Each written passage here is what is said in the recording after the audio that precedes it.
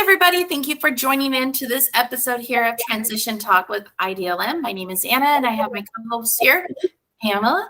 And we are here with our special guest, Mary Anne. Thank you for being here with us. Hi. Good to be here.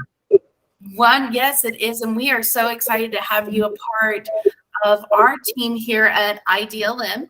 And so we are super completely stoked about this new launching of some courses that we have here coming out. And so what we are going to share about today is your upcoming course, Relationship-Based Care Support for the Dementia Journey. Right. And so it's getting ready to start here soon, coming up September 12th. Right. And so we're just going to share a little bit about that. But before we do that, Mary Anne, will you share a little bit about yourself with us? Okay, well, I'm the director of a nonprofit in Tennessee that takes care of people living with dementia. This is our 10th year. It's a respite program. We're licensed. Our license is waived from the state of Tennessee that allows us to do it for 4 hours each day. So we take care of people with dementia. We are a part of DHS, Department of Health and Human Services. So the state governs what we do. But we're not like a, quote, adult day service program per se. So we take care of people living with dementia, and we've done it for 10 years. I did this when I was in Texas. I moved to Tennessee from Texas. I was a family practice nurse for years before I started working with people with dementia, because I always watched all the little doctor shows that come on, y'all all day what I'm talking about. And I wanted to be Dr. Welby's nurse or whoever's nurse. I just thought that was the coolest thing to have from birth to death under one doctor's office. Well, that doesn't happen anymore. And so when the physicians went to some other practice, I didn't, but I had met some people that acted a little different. And they said, oh, they've got hardening of the arteries, or they have bipolar, but they didn't fit the mold. And of course, in that time, it was dementia. We just didn't see it as dementia. And so that grew. I love working with elderly. I always have. I have a great respect for the aging population, which you have to have if you work with people with dementia. And I think they get a bad rap. And so I just decided that, hey, I wanted to do this. And so a couple of them, I don't know, maybe a year or so ago, I took two end-of-life doula courses. One was a different type of end of life than the other. They were two different styles of end of life, so to speak. And I loved it. And then one day, my mentor, who I love, Tifa Snow, and I have certifications, 3 through her. And I was talking to her about this doula thing and about end of life and how people with dementia get a raw deal sometimes when it comes to end of life. Barbara Carnes says it best. It's a whole different ballgame when end of life takes on a different look with people living with dementia. And so Tifa's kind of the first one that said, well, just be a dementia doula, Mary. And I said, well, I don't know. I don't think I know any. And she goes, well, you are one. And I said, well, that's true. I did it for so long that I didn't even realize that could be a name. So I guess I've been one a long time, because I take care of the family. I walk side by side with the families, but I love the people living with dementia too. So it's a 2-part position for me. I walk side by side with people with dementia. I walk side by side with the families, and in hoping in between that I can make life better for both. So that's what I'm hoping with this course, is that we'll learn what it's like to have dementia, what it looks like from their perspective. Perspective's my favorite word, because if you look at it from your perspective, it's one thing, but if you look at it from their perspective, it's a whole different ballgame, and from the family's perspective as well. So I'm excited. The course in the fall in September is going to be really basic techniques of the personhood of people living with dementia. If we do not, as doulas, end-of-life doulas, dementia doulas, memory care doulas, whatever you want to call them, if we do not understand the personhood of a person living with dementia, we cannot help them. And that's what it's about. There's still a person there. And so I love their stories. Oh my goodness. I'm just telling you, if I could tell you one of the funniest stories is that last week, Libby said she had a pity party. That's the lady that's worked with me for 10 years. Well, Frances can't hear really well. She's one of the clients. Well, evidently Erlene can't hear either. And so Libby goes, I just had a pity party the other day. I don't know what caused me to have that pity party. And Erlene is at a different table. She has dementia. She goes, a titty party? Well, that just cracked me up. So she goes, what's that? And I said, no, no, not that. Pity, P-I-T-T. And here I am spelling, pity. And then Frances, who can't hear, is sitting on the other side of the table. She goes, why are you talking real loud, And I said, well, Libby said she was having a pity party. Your friend Erlene said titty party. And she goes, oh, what kind of party? And I said, oh gosh. I said, titty, Frances. She goes, well, Lord, honey, I hadn't got none. I'll be left out of that party. It was hysterical. And it was the truth, And so it's that personhood of who they are that I think a dementia doula will be a great advocate for. You'll be an advocate for the Frances, for the Erlings, and walk side by side with them. I'll know she can't hear well. I'll know that she is flat chested, and if she says that word titty, it just don't tear up the whole family system, because but it was just hysterical. And they laughed. And you know what it was? It was the joy in the moment. The mean old world subsided with that one little word, and I didn't care. That's what walking beside somebody is a plus for us end of life doulas, because hey, we walk into their world, they can't walk into our world. They cannot come to us. We're going to have to go to them. So Absolutely. I think that might have made sense, but I just think that as doulas, it is an open field for the people that care about people living with dementia. If you truly care about them, it's not for everybody. If you're argumentative, that's going to be real hard, because you're going to have to suck it up, buttercup, when they get mad at you. But as doula work, it is I think, a great asset. And most of us have already done it if we've had a loved one with it. It just didn't have a name. Exactly. And, actually, I was talking with one of our students this weekend, and she works at a nursing home. And she said, Anna, she says, I just saw so many clients there, so many patients, that the family, if they would to get a doula to be in there and to take that role with them, even though they were in a nursing home, she says their quality of care would have just been so much better. Oh, yeah. It's a proven fact. That's the truth. It's proven fact, It does. And so I have to ask, so everyone can take this course. So you don't have to be a doula. No. But if you are a doula and you are thinking of taking the Dementia Doula Program that will be starting at the beginning of next year, this is the first prerequisite course that you need to have in order to join into that doula program in the Dementia Doula Program in January or beginning of next year. So it's really important we do this course. So we're hoping we'll see everybody there. How do you feel that your course would also help other doulas advance in their offerings? So if someone's already a doula, how does your course help them advance their offerings? Well, I think it gives longevity. End of life doulas, sometimes you don't get called into I had a call last week, and they said her mom has dementia. And she said, would you be my doula when mom starts to transition? And I said, well, I will. I said, I'll do whatever. It's just her and her mom. And I said, of course I will. And so, but she does have dementia. And so if you don't understand that person, it's really hard at end of life to give them what they want because they can't tell you, and the family probably can't either.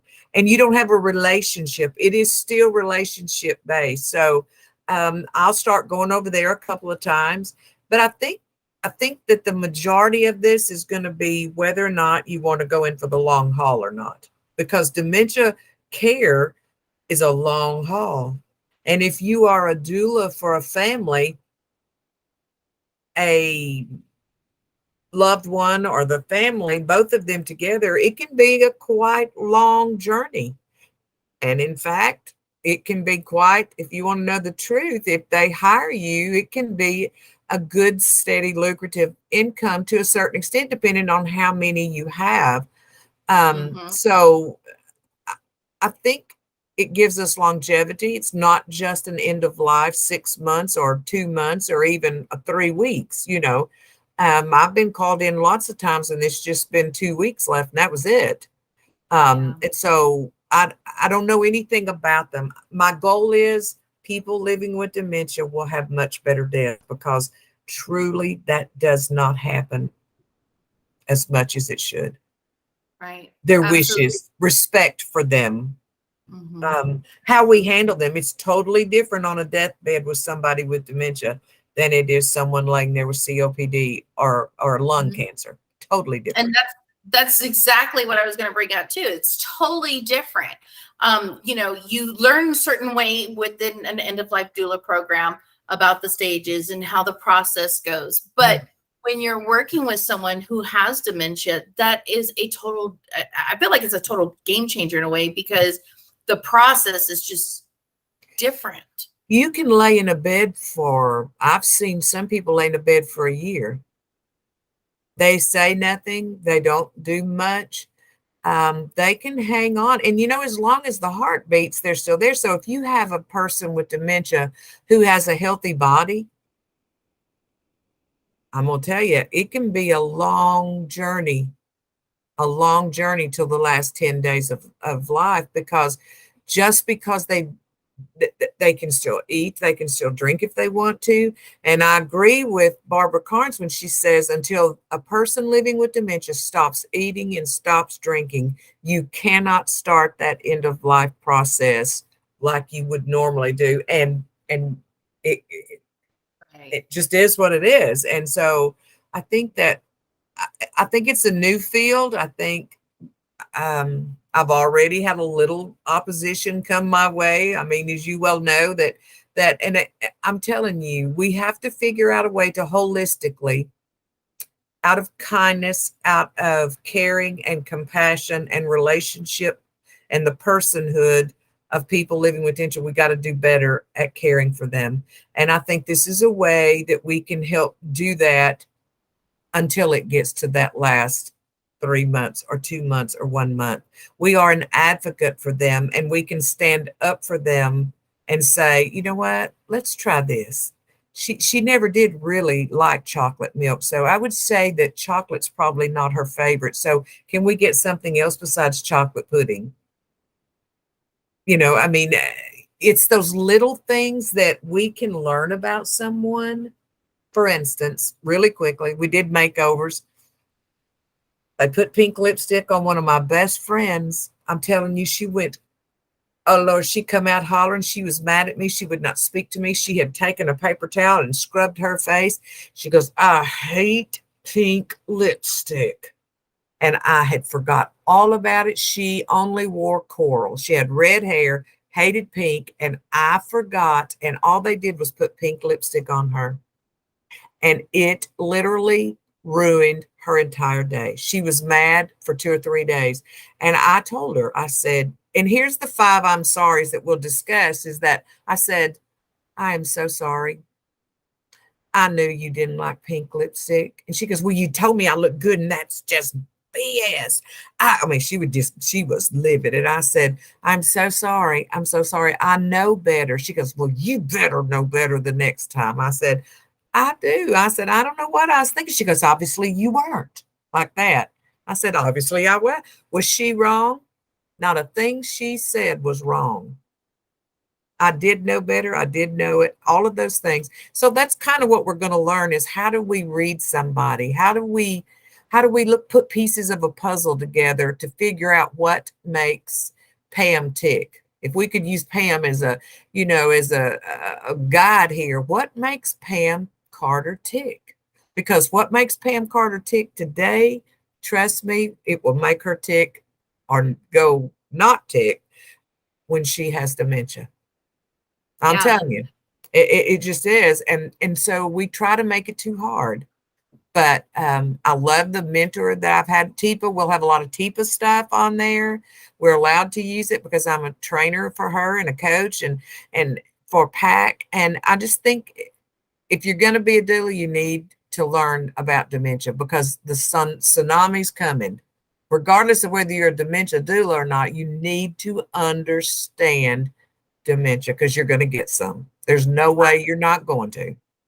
Yeah, there's so many different things that are happening now too with the great tsunami, excuse me, and we're going to be in a really really critical state through everywhere because we need more care. There's just so much care that's going to be needed to be given, and we do not and will not have enough healthcare professionals to do it. No. And if you live in a rural area, part of where my agency is, it's part city, but a lot of rural areas around it. It's a whole different ballgame in a rural area. There is nowhere for them to go. And so their families will drive 30 miles to come to the veranda to bring them to us. And yet at home care, they can't afford to put them in a memory care. There's bunches of people that can't do that. So we can be that go-between maybe to help care for them and meet their needs because and train people, train the other people, just support. It's huge to support families, but it's just as much to support the people living with dementia. Absolutely. Absolutely. So much that needs to be done. So we're, if this is speaking to anyone out there that wants to have this support, and training in this, don't forget September 12th, the class will start. Our relationship-based care support for the Dementia Journey will be starting September 12th, 7 p.m. It will meet for 4 weeks. And, so you'll join in on Google Meets and join in and learn and get a chance to meet others from around the world, which is an awesome, experience that we get with our live classes. And so is there anything you ladies would like to include before we close out for today? I'm just honored to get to do it. So I'm honored to meet y'all. We've been working at this for a while. It's just schedules are just so crazy. So it's hard to believe it's almost here. So it's just an honor. I'm excited for us to be able to have somebody like Mary Anne with us to bring this knowledge because there are so many people. I met someone just yesterday that came to my house to do some work. And in conversation, I mentioned dementia. And he said, we just lost my mom to that. It was terrible. And then we went on and was having a conversation. He said, I wished I'd have known about you 6 months ago. Right. I hear that all the time. All the time. Yeah. Well, and you know what? We always talk about with our graduates and our students about doulas working with clients before a terminal illness. Exactly. And this is exactly why it's so important to do that. Because you can start with somebody early, find out their do's and things that they don't like, and get that written down and get your vigil plan together. And so that way, if something does develop like dementia, you already have a plan in place. You already know what they don't and do like. We just had this conversation Wednesday, matter of fact, Pam, in class. We were talking about, we run across a lot of families that they're like, I had no idea that my mom or my dad didn't like that.